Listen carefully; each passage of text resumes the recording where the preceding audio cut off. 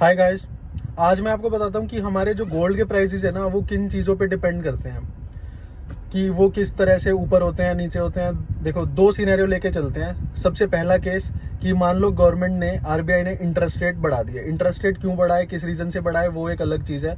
आप मान के चलो इंटरेस्ट रेट बढ़ा दिए, तो इंटरेस्ट रेट बढ़ेंगे तो जो बॉन्ड्स होते हैं, गवर्नमेंट के बॉन्ड्स होते हैं, एफडीज होती हैं, उनके रेट भी बढ़ जाएंगे।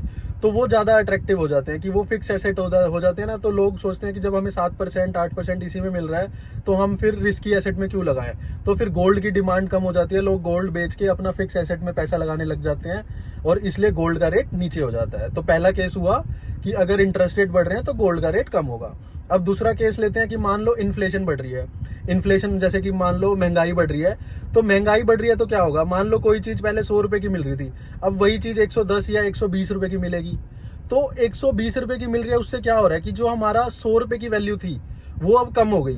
तो जो हमारी करेंसी की वैल्यू है वो कम हो गई।